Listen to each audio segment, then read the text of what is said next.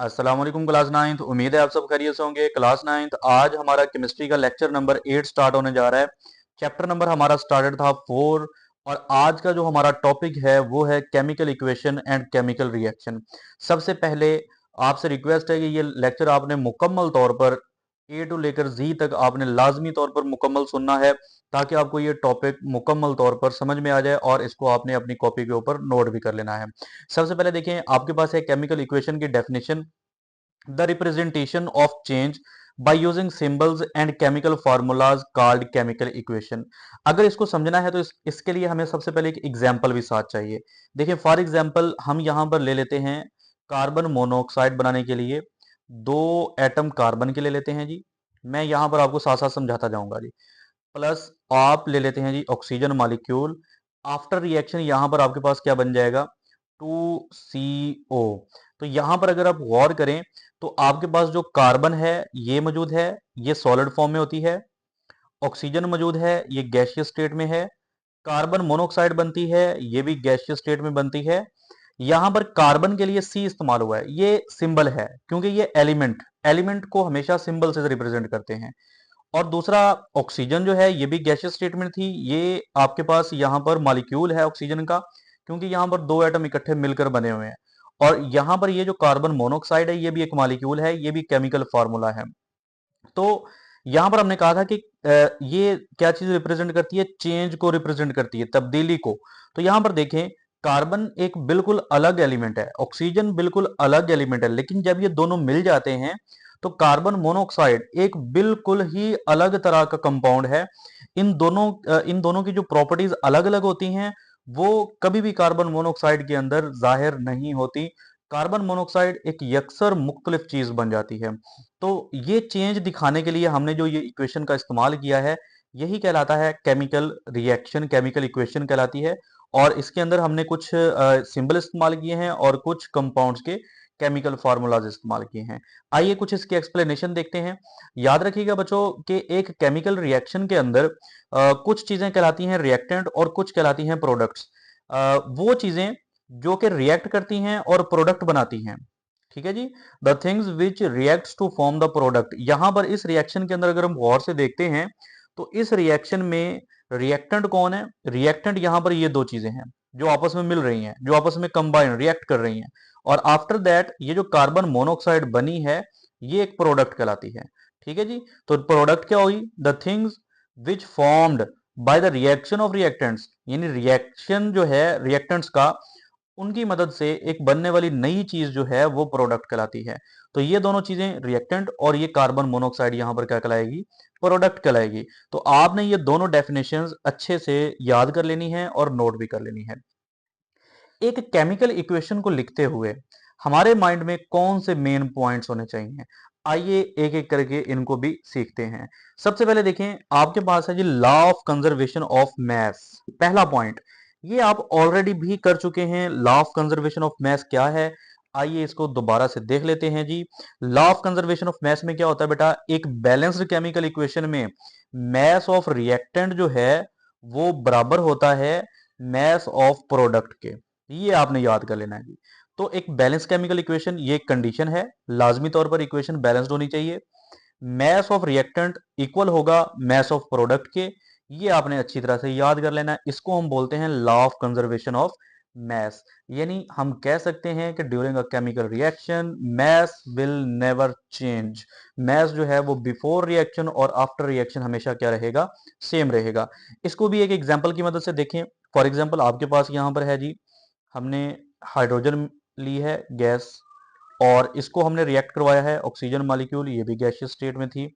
After reaction हमारे पास बन गया है वाटर H2O, ये हमारा लिक्विड स्टेट में है। तो ये टू मॉलिक्यूल बनते हैं। यहां पर बच्चों आपको मैंने ये चीजें सिखाई हुई हैं ऑलरेडी कि आपने मोलर मास कैसे कैलकुलेट करने हैं। हाइड्रोजन यहां पर देखें टोटल 4 एटम हैं तो ये 4 ग्राम हमने इस्तेमाल की हुई है। ऑक्सीजन यहाँ पर 2 एटम यानी एक मॉलिक्यूल है तो 32 ग्राम है। यानी बिफोर रिएक्शन आप गौर करें तो 32 प्लस 4 कितना हो गया, 36। यहां पर देखें एक वाटर का मॉलिक्यूल हो तो 18 ग्राम होता है, यहां पर 2 वाटर के मॉलिक्यूल हैं लिहाजा ये कितना होगा, 36 ग्राम, 2 मोल। ठीक है जी, 36 ग्राम है। तो आप यहां पर ये मॉलिक्यूल नहीं दो बल्कि ये 2 मोल हैं। तो 2 मोल वाटर जो है वो 36 ग्राम के इक्वल होता है। तो ये देखें कि बिफोर रिएक्शन और आफ्टर रिएक्शन जो मैस है वो कंजर्व रहा, यानी बिफोर रिएक्शन भी 36 ग्राम था, आफ्टर रिएक्शन भी 36 ग्राम है, लिहाजा ये चेंज नहीं हुआ। इसको हम बोलते हैं law of conservation of mess. Number 2 पर आपने जो पॉइंट याद रखना है वो है correct chemical formula and symbols. याद रखिएगा, आपने कभी भी फार्मूला लिखना है केमिकल रिएक्शन के अंदर तो वो गलत नहीं लिखना, और सिंबल्स जो एलिमेंट्स के इस्तेमाल करेंगे वो भी किसी सूरत गलत नहीं होने चाहिए। आपको एग्जांपल दे देते हैं। फॉर एग्जांपल आपने यहाँ पर हाइड्रोजन का इस्तेमाल किया जी, तो आपने हाइड्रोजन जो लिखी है वो कैपिटल एच के तौर पर लिखा जाता है। इसको कभी भी आप स्मॉल एच नहीं लिखते, ये गलत हो जाएगा हाइड्रोजन के लिए। और दूसरी बात, लाइक आपने मिसाल के तौर पर मैं यहाँ साइड पर करने लगा हूं, तो देखें फॉर एग्जाम्पल आप लिखते हैं कार्बन मोनोऑक्साइड, तो सी कैपिटल लिखा, ओ कैपिटल लिखा, ये कार्बन मोनोऑक्साइड। लेकिन अगर बच्चे गलती करके कार्बन लिख दें कैपिटल और ऑक्सीजन डाल दें स्मॉल, तो ये कार्बन मोनोऑक्साइड नहीं बल्कि एक मेटल कोबाल्ट बन जाती है। तो ये बात आपने याद रखना है कि आपने जो भी केमिकल रिएक्शन लिखना है उसके अंदर जितने भी सिंबल हैं या केमिकल फॉर्मूलाज हैं वो करेक्ट लिखे हों, गलत नहीं लिखने किसी भी सूरत। उसके बाद देखें, ये इंपॉर्टेंट है। उसके बाद देखें जी, आपके पास मोल रेशो है। मोल रेशो भी ऑलरेडी हम ऑलमोस्ट कर चुके हैं कि आपकी इक्वेशन जो है वो बैलेंस होनी चाहिए। वो तो आपने यहाँ पर भी देखा कि law of conservation of mess के लिए इक्वेशन हमारी कैसी रहनी चाहिए, बैलेंस्ड रहनी चाहिए। यानी नंबर ऑफ मोल्स या नंबर ऑफ एटम्स आप कह लें कि बराबर रहने चाहिए, नंबर ऑफ एटम्स ही कह लें। यहाँ पर देखें आपके पास टोटल 4 हाइड्रोजन थे, इस तरफ भी 4, ऑक्सीजन 2 थे, इस तरफ भी 2 हैं। ये 2 जो लगा हुआ है ना, ये 2 हाइड्रोजन के लिए भी है, ये 2 यहाँ पर ऑक्सीजन के लिए भी है, लिहाजा ऑक्सीजन भी 2 हैं, हाइड्रोजन 4 है यहाँ पे। तो नंबर ऑफ एटम्स भी before and after reaction same रहे, लिहाजा मोल रेशो सेम है, बैलेंस्ड केमिकल इक्वेशन है। ये तीसरा पॉइंट। तो आइए जरा नेक्स्ट मूव करते हैं जी चौथे पॉइंट की तरफ। Most important point, point number 4 है डायरेक्शन ऑफ रिएक्शन।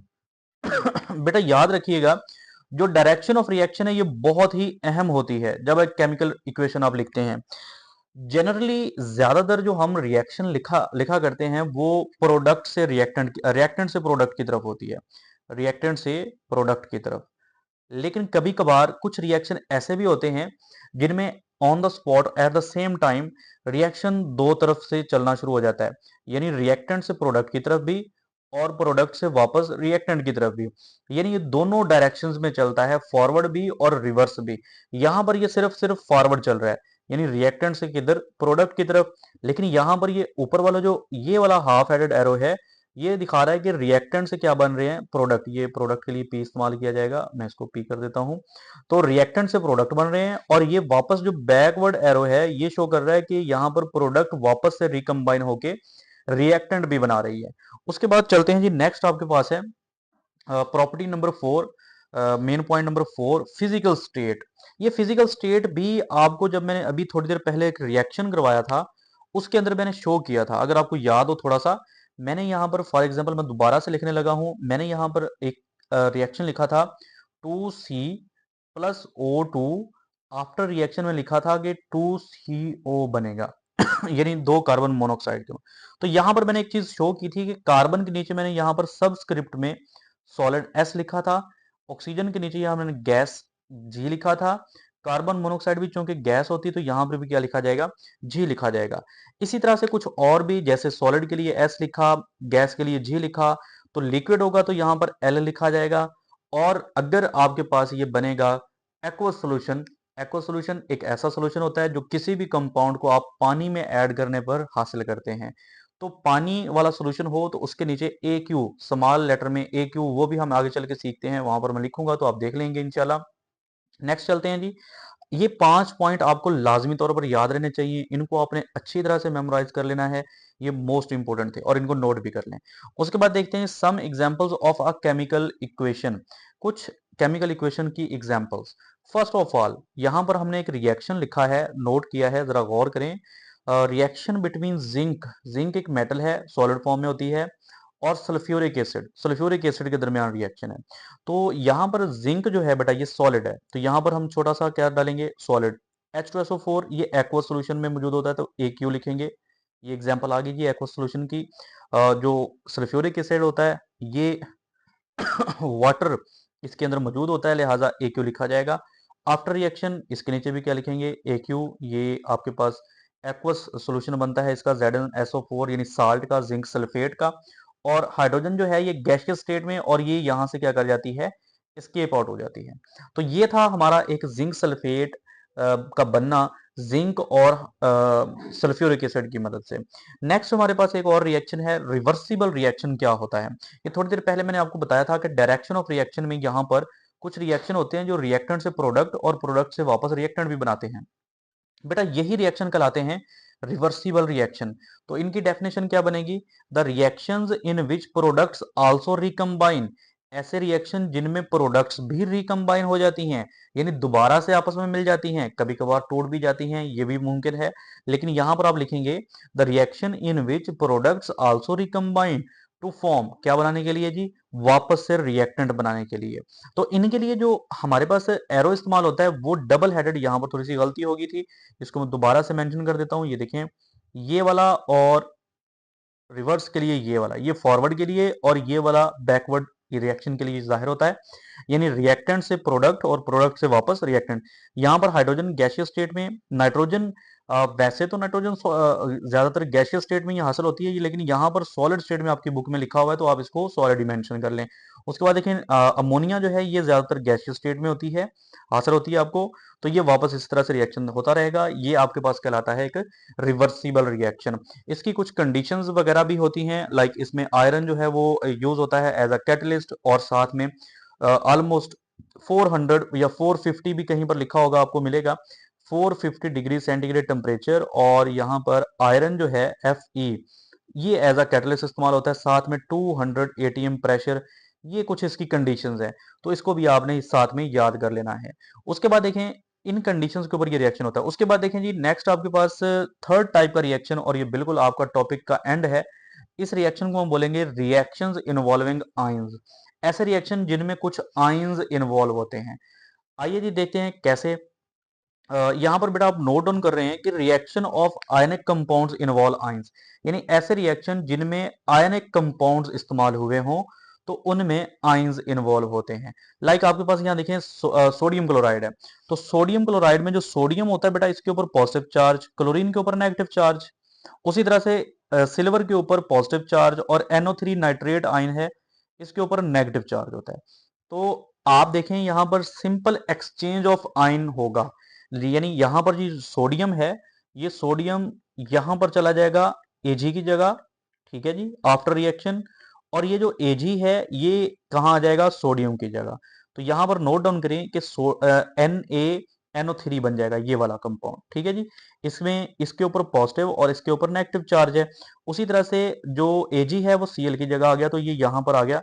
आप देखें यहाँ पर Ag के ऊपर चार्ज क्या लग गया जी, प्लस लग जाएगा, और Cl के ऊपर नेगेटिव। अच्छा यहाँ पर एक और बात बहुत ही अहम है, वो बात ये है कि ये जो NaNO3 है, ये यहाँ पर इसको हम जो है ना इस तरह से तोड़ के लिखा करते हैं, यानी Na प्लस को अलग और NO3 को अलग। इसके पीछे जो रीजन है, वो रीजन क्या है, वो रीजन मैं आपको बताता चला जाता हूं कि ये रीजन इस वजह से है कि ये जो NaNO3 सोडियम नाइट्रेट साल्ट है, ये वाटर के अंदर सॉल्युबल होता है। वाटर के अंदर सॉल्युबल होने की वजह से ये इस तरह से आयंस में टूटकर, यानी ये शो करवाया जाता है कि ये एक्वस, यानी इनके नीचे यहाँ पर एक्वस भी लिख दिया जाता है, ताकि पता चल सके ये पानी के अंदर इसी तरह से हल पजीर है, और ये पानी के अंदर ही इसी तरह से बनता है। और ये चूंकि पानी के अंदर हल पजीर नहीं होता, पानी के अंदर अलग से जो है ना वो अलहदा हो जाता है प्रेसिपिटेट्स की सूरत में, लिहाजा इसको हम ऐसे ही लिख देते हैं, और इसके साथ लिख देते हैं सॉलिड स्टेट। ये सॉलिड स्टेट में बाहर आ जाएगा, ये एक्वस सॉल्यूशन में हल हो जाएगा।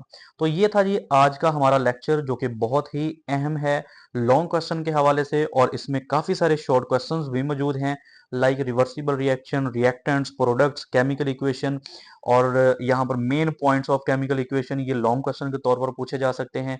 स्टूडेंट्स आपने इस लेक्चर को गौर से सुनना भी है, नोट भी करना है, और अच्छे से याद भी रखना है। अगर आपका कोई भी क्वेश्चन है तो आप कमेंट सेक्शन में कर सकते हैं। इंशाल्लाह हम नेक्स्ट लेक्चर नंबर 9 के लिए हाजिर होंगे आपके पास। उससे पहले एक रिक्वेस्ट कि आप चैनल को ज़रूर सब्सक्राइब करें, और साथ में बेल आइकन को भी प्रेस कर दें। इंशाल्लाह आप लोगों को कुछ दिनों तक मैथ की वीडियोस भी यहाँ पर इसी चैनल के ऊपर अवेलेबल होना शुरू हो जाएंगी, मैथ के साथ साथ फिजिक्स भी। तो उम्मीद करता हूँ इंशाल्लाह आपको जो है ना वो अच्छे से समझ में आई होगी। अल्लाह हाफिज़। इंशाल्लाह हम नेक्स्ट लेक्चर के लिए हाजिर होंगे। अल्लाह हाफिज़।